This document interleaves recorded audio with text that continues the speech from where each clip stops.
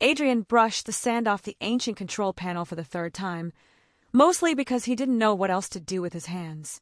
The chamber beneath the temple was silent except for the faint humming coming from the strange, crystal device embedded in the wall.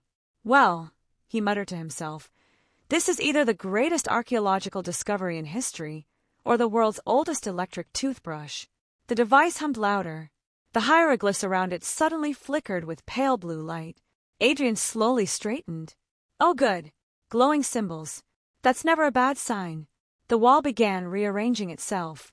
The glowing symbols shifted and slid like pieces of a puzzle until they formed something Adrian definitely did not expect. A star map. He leaned closer, squinting. Those aren't constellations from Earth. The crystal pulsed. Adrian sighed. Okay. Rule number 1 of archaeology. Don't touch mysterious alien-looking technology. He touched it. The chamber erupted with light.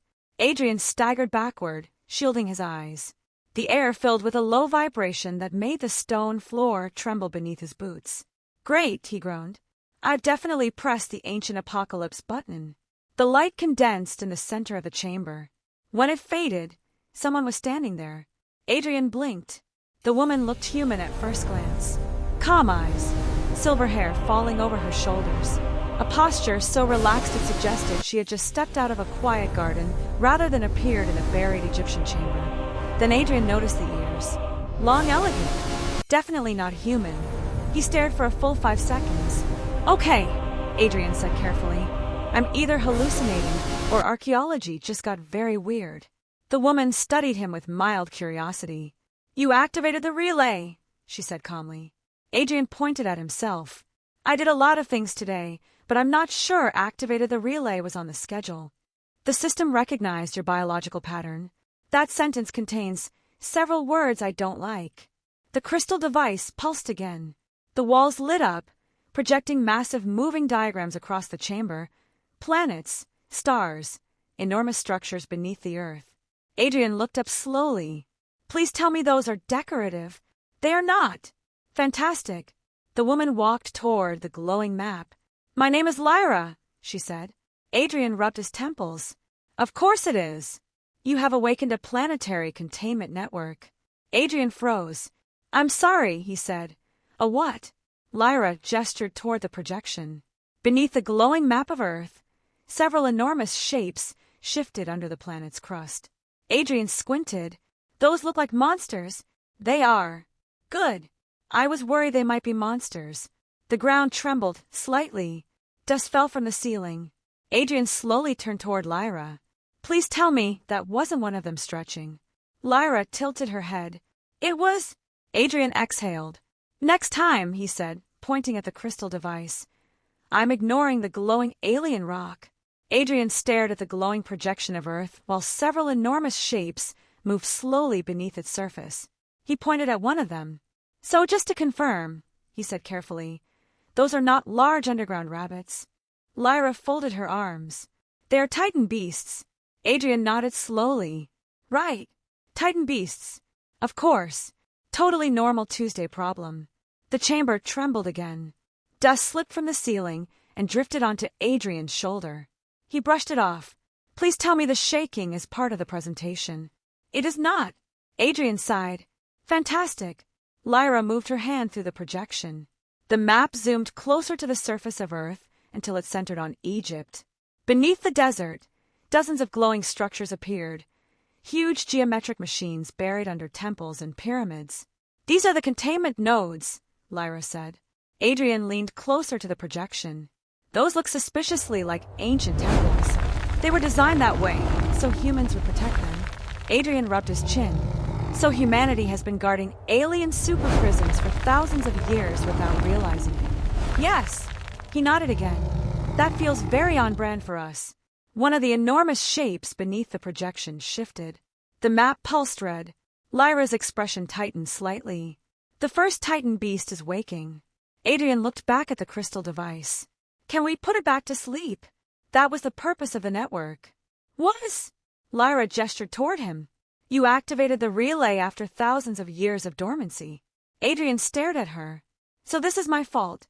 You pressed the system. He raised a finger. In my defense, it was glowing. The projection suddenly expanded, displaying live data from across the desert. Far above them, sand erupted into the sky. Something enormous was pushing its way out of the earth. Adrian leaned closer to the projection, squinting. Is that a giant lion made of rock? Yes. Okay. The chamber shook again, harder this time. Adrian grabbed the wall. Out of curiosity, he said. How many of these Titan beasts are there? Lyra paused. 7. Adrian blinked. 7. Yes. He stared at the projection of the first monster climbing from the desert. Then he slowly looked back at Lyra. And the network stops them? If fully activated. And how do we do that? Lyra pointed calmly at the glowing crystal device. It has bonded to your biological signature. Adrian covered his face with both hands. You're telling me, he said through his fingers, that the ancient alien monster control system runs on me? Yes. He lowered his hands. Does the job come with training? No. Instructions? No. Emotional support?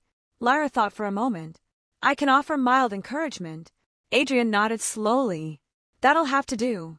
The projection flashed again. On the surface, the Titan beast roared as it rose from the desert. Adrian stared at it.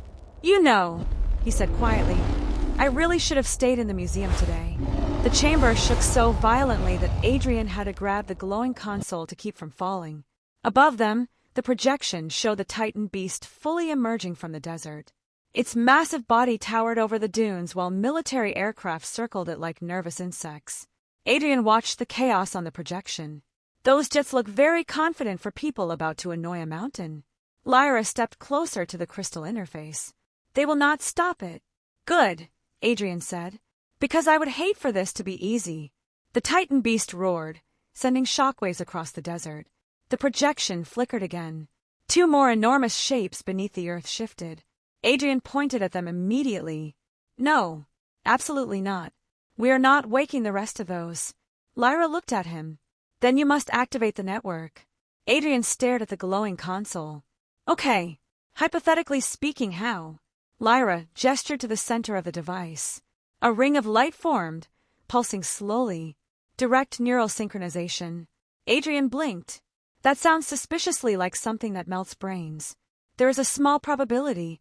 How small? Lyra paused. Relative. Adrian sighed deeply. Fantastic. I always wanted to save the world through reckless decision-making.